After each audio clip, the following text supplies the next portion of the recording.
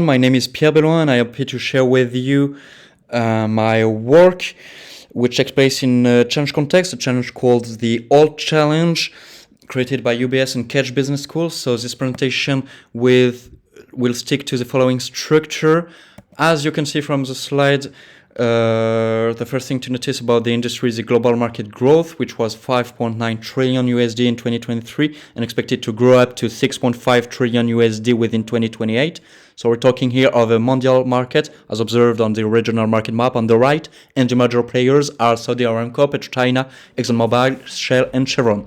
We also determine some industry drivers or market trends that directly affect investment strategy of oil and gas companies, like a shift towards renewable energy investment, a decline in traditional exploration capex, a focus on cost optimization through technology acquisition, and a financing of large-scale infrastructure projects.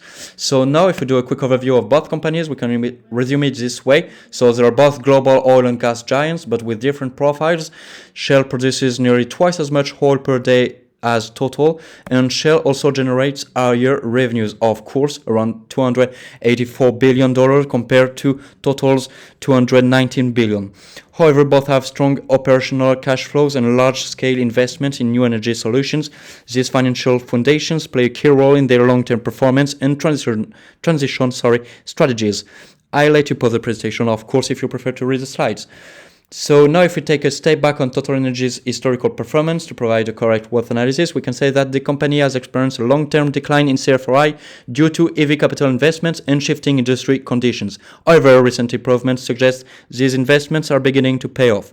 Profit margins, which had suffered from price volatility and reinvestment needs, have now recovered, indicating stronger operational performance despite a decade-long decline in asset turnover due to infrastructure spending. Recent signs point to improved efficiency. Sales growth has been volatile, with a major dip in 2020 followed by a strong rebound, though 2023 saw a drop due to falling oil prices. Asset growth, after peaking, declined around 2021 due to strategic reshuffling, but a moderate recovery is expected. Overall, total shareholder return has been strong post-2018, reflecting renewed investor confidence in the company's resilience and adaptability.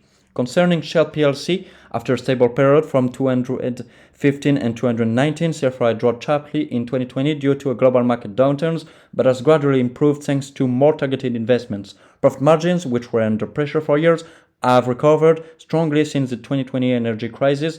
Asset turnover has been declined for most of the decade, but is now stabilizing, indicating better efficiency. Sales growth was moderate before the pandemic, fell sharply in 2020, and has since been recovering unevenly.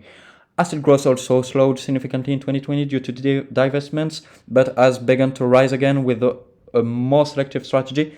So TSR dipped in 2020, but has since rebounded sharply, outperforming major indices and showing growing investor confidence.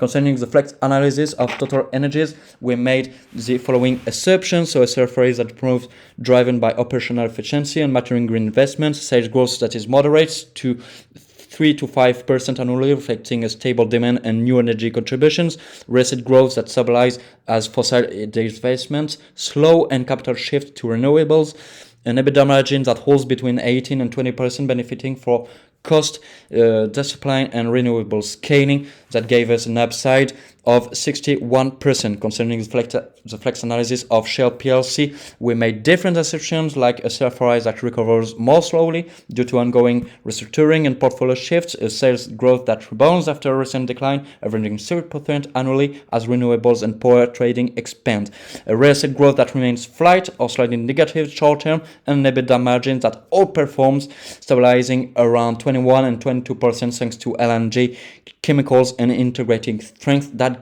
all those assumptions gave us a flex valuation with an upside of 79%. In conclusion, we can say that the best investment seems to be Shell because of several evidences, like different markets. So Shell is less impacted by the current conflicts and undervalued companies, of course, and a better capital structure, as this contract showed us during our analysis, and overall a better projected performance for the next 5 years and a company that is better prepared for the transition ahead. Thank you for listening, and I'll let you write your comments below.